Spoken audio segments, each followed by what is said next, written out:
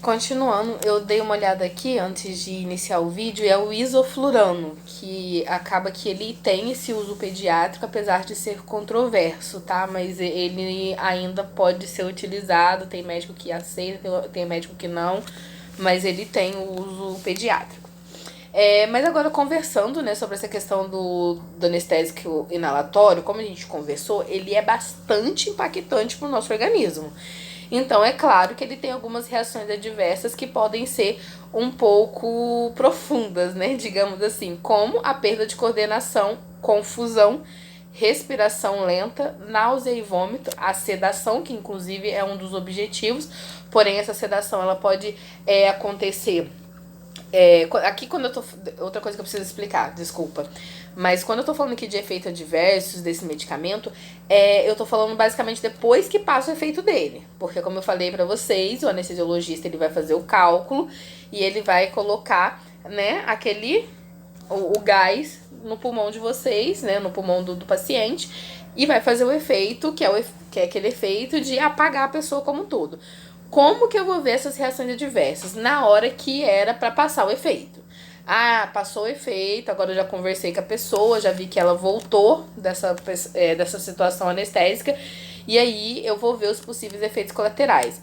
Perda da coordenação, por quanto tempo durou? Ela acordou, ela já conseguia mexer os braços, as pernas, tá confusa, quanto tempo que demorou para perder essa confusão, tudo isso vai ser, digamos assim, contabilizado, né?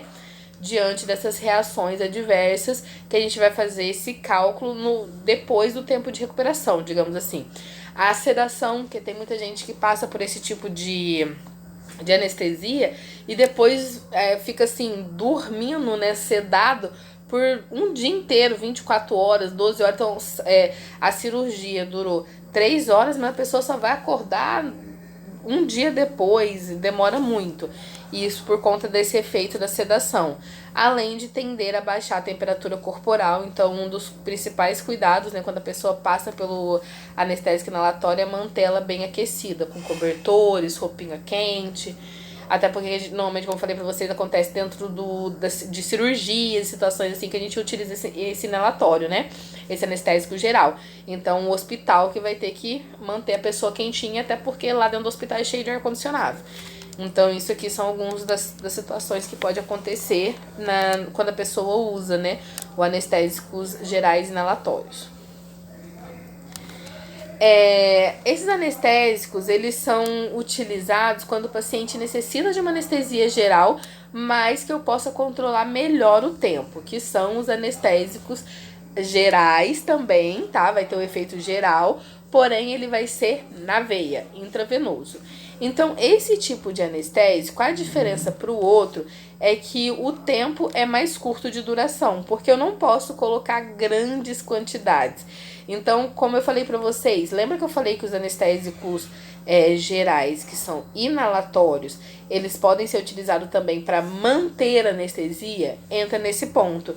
Se eu dou um anestésico intravenoso, que é para durar um curto período de tempo, mas aí passa ali 2 horas e eu ainda não consegui achar o problema, não consegui finalizar minha cirurgia, aí eu vou falar com o anestesiologista e ele vai complementar com o inalatório, para que, né, eu mantenha aquele estado de anestesia. Então isso é muito comum, muito não, né, mas assim pode acontecer.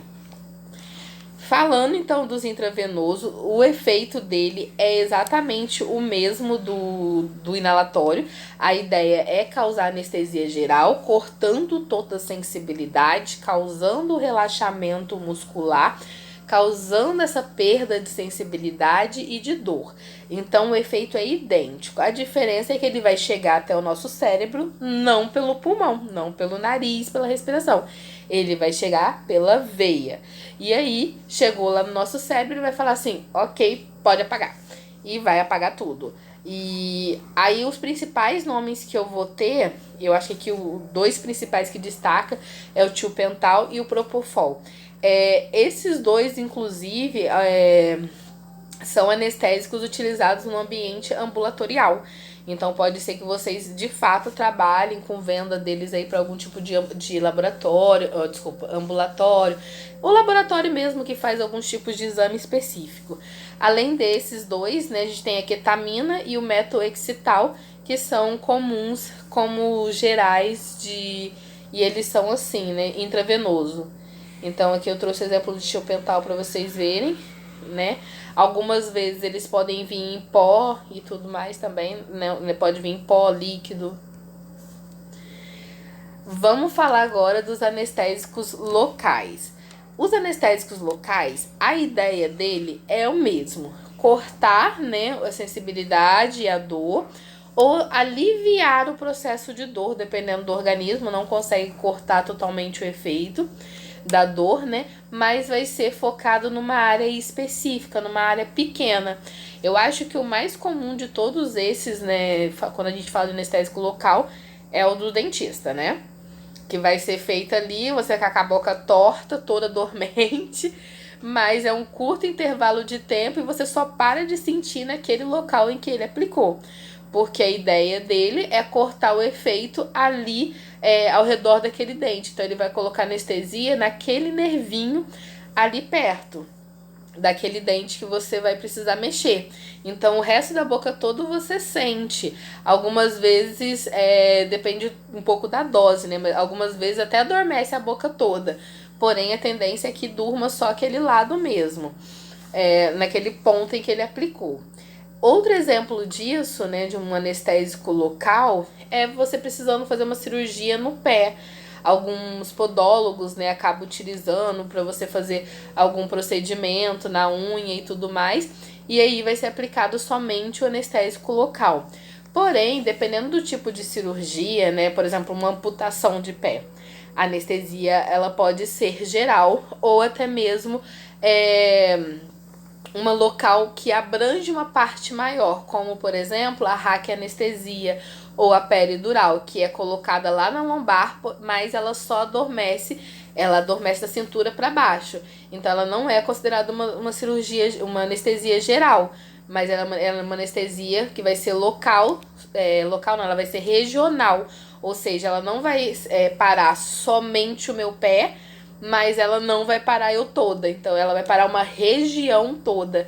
Ainda tem esse detalhe. Então a RAC e a peridural não é considerada anestesia local, tá? Eu tô falando dela para vocês saberem que ela é uma regional, que ela para uma região.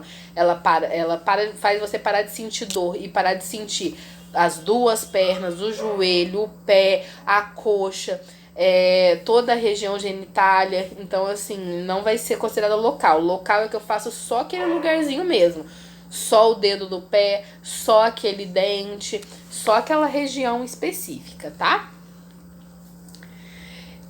Acho que o mais conhecido aqui, né, agora vamos falar diretamente dos nomes, o mais conhecido vai ser a lidocaína. Mas a gente tem também a bupivacaína, mepivacaína, prilocaína, ropivacaína, caína. Como vocês perceberam, é um marco dos anestésicos locais. A terminação caína. Eu acho que até tá falando isso em algum slide ali pra frente. E aí eu trouxe, né? Os anestésicos locais, no geral, eles são vendidos também dessa forma líquida, porque vai ser aplicado assim, com seringuinha e agulha, só que não vai ser na veia, vai ser aplicado de forma local, como eu falei pra vocês, ali pertinho do nervo que eu preciso parar a sensibilidade.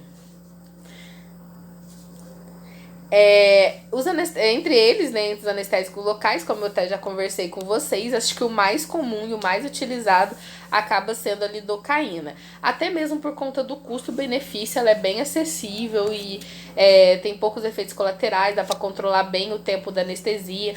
Porém, os dentistas, tem alguns que eles preferem mais do que a lidocaína. Por exemplo, né, vai depender muito do profissional. Esses medicamentos, eles são administrados por meio de injeção, como eu falei pra vocês. Então, ele também vai ser vendido basicamente da forma líquida ali ou preparação para injeção. e ele vai ser aplicado diretamente no local que vai ser tratado. Então eu tô com dor de dente no dente lá de trás, eu vou precisar retirar uma cárie que tá meio profunda. Vai ser uma anestesia lá no cantinho que ela vai ser feita, ela não vai ser feita na minha boca toda. Aí normalmente ele afasta bem a bochecha, vai lá no cantinho da gengiva e coloca. E isso é pra tudo, é lá no pé, no dedão do pé, porque eu tô com a mão encravada, a podóloga vai lá na região, vai achar o nervinho que passa ali e vai fazer a aplicação. É diretamente próximo ao local ou diretamente no local. Por conta disso, ela costuma ser considerada um tipo de anestesia que é dolorosa, já que eu vou ter que aplicar em cima do nervo. Então você meio que sente a agulha, já que eu vou ter que aplicar de forma, usando a agulha, né? E muito próximo ao nervo. Então você sente a agulha chegando lá, dói e tudo mais, incomoda. Tem pessoas que vai sentir muita dor, tem pessoas que vai sentir menos dor, mas no geral ela é considerada um tipo de anestesia que dói, porque eu vou ter que aplicar com uma agulha e você vai sentir a agulha lá no local da onde já está incomodando por conta de algum tipo de dor. Então ela é considerada dolorosa. Reações adversas que pode acontecer quando a pessoa toma esses medicamentos anestésicos. Quem já passou por qualquer procedimento do dentista, né, de precisar anestesiar, vocês devem conhecer bem. O tremor, aí você tenta falar, a boca treme só para um lado. A dor de cabeça, que pode ser infelizmente comum. Pode causar queda de pressão também, tanto é que muitas vezes o dentista, quando vai utilizar esse método de anestesia, né, local, ele pede para que você vá acompanhado ou que tenha alguém que possa te buscar. Pode ser que dê palpitação no coração, ou o contrário, que os batimentos do seu coração, né, os batimentos cardíacos, fiquem um pouco mais lentos por conta do relaxamento dessa anestesia, que ela é local, mas acaba que ela pode, né, gerar aí um efeito sistêmico, que é essa diminuição dos batimentos. Acho que mais comum aqui é a dor de cabeça e o tremor, que é clássico, quem já tomou anestesia geral com certeza já deve ter sentido ou já escutou alguém que precisou passar por isso falar sobre esse assunto. Pessoal, eu vou pausar aqui, lembrando que qualquer pergunta, se quiserem contar também, pode mandar áudio lá no grupo, vamos interagir, vamos conversar.